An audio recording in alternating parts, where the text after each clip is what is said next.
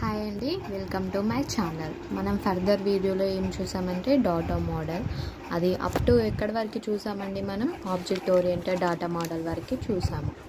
ఇప్పుడు నెక్స్ట్ చెప్పబోయే model physical data model.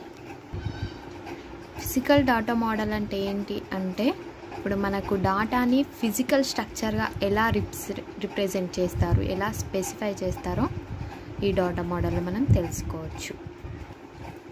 Next వచ్చేసి record based data model. In record based data model we having 3 types of data models. First one వచ్చేసి hierarchical data model, next one network data model, and third one వచ్చేసి relational data model. It is the very important topic in database management system too. So మీరు ఎక్కడ skip చేయకుండా last వరకు నా వీడియోని అయితే చూడండి. మనం వచ్చేసి hierarchical data model గురించి తెలుసుకుందాం. In hierarchical data model, in which the data are organized into tree structure. ఇప్పుడు మనకు ఒక డాటా ఉందండి, దాన్ని మనం ట్రీ స్ట్రక్చర్లో మనం రిప్రజెంట్ చేసామనుకోండి, దాన్ని హైరార్చికల్ డాటా మోడల్ అంటాం. ఫర్ ఎగ్జాంపుల్, ఇప్పుడు మనకి ట్రీ స్ట్రక్చర్ ఎలా ఉంటుందండి, ఫస్ట్ వచ్చేది ఒకటి రూట్ దాన్ని పేరెంట్ క్లాస్ అనుకుందాం. మనం పేరెంట్ ఎంటిటీ అనుకుంటే దాంట్లో మనకి చైల్డ్స్ ఎన్నైనా చైల్డ్స్ తీసుకోవచ్చు.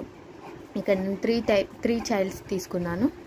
ఫస్ట్ వచ్చేసి రూట్ పేరెంట్, తర్వాత లెవెల్ 1, లెవెల్ 2, లెవెల్ 3 అంటే చైల్డ్స్ అన్నట్టు. ఫర్ ఎగ్జాంపుల్, మనం ఇప్పుడు కాలేజ్ డేటాబేస్ తీసుకున్నట్టయితే, ఇప్పుడు కాలేజ్లో స్టూడెంట్స్ ఉంటారు అండ్ టీచర్స్ ఉంటారు.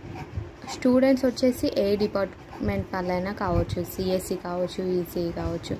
టీచర్స్ వచ్చేసి ఎవరైనా కావచ్చు. ఇప్పుడు ఒక లెక్చరర్ వచ్చేసి డిబిఎంఎస్ చెప్తారు, ఒకరు వచ్చేసి జావా చెప్తారు. అలా మనం ఒక డేటాబేస్ని ట్రీ స్ట్రక్చర్లో మనం రిప్రజెంట్ చేస్తే దాన్ని హైరార్చికల్ డాటా మోడల్ అంటారు. నెక్స్ట్ వచ్చేసి network data model. Network data model అనేది సేమ్ మనకు హైరార్చికల్ డాటా మోడల్ లానే ఉంటుంది.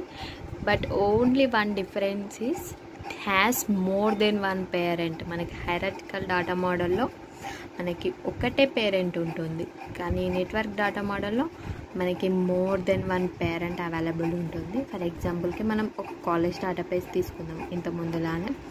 అందులో మనకి కాలేజ్లో డిపార్ట్మెంట్స్, లైబ్రరీస్ ఎట్సెట్రా అవన్నీ అవైలబుల్ ఉంటాయి.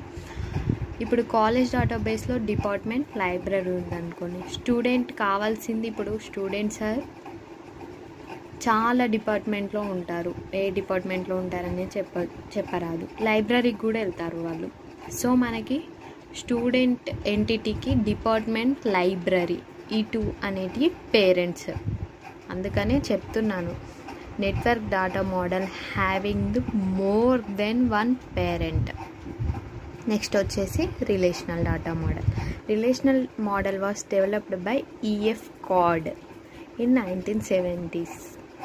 ఈఎఫ్ కార్డ్ అనే సైంటిస్ట్ 1970sలో రిలేషనల్ మోడల్ని డెవలప్ చేశారు. Relational model is the form of 2D tabular form. Relational data model అనేది మనం ఒక డేటాబేస్ని టేబులర్ ఫామ్లో షో చేస్తాం అన్నట్టు. మనం స్టూడెంట్ డేటాబేస్ తీసుకున్నాం, దాంట్లో యాట్రిబ్యూట్స్ ఏమేమి ఉంటాయి, student name, student hall ticket number, student department, student age etcetera.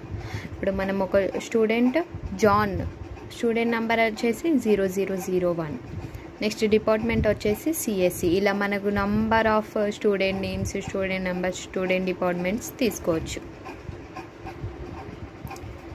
Thank you అండి, thank you for watching this video.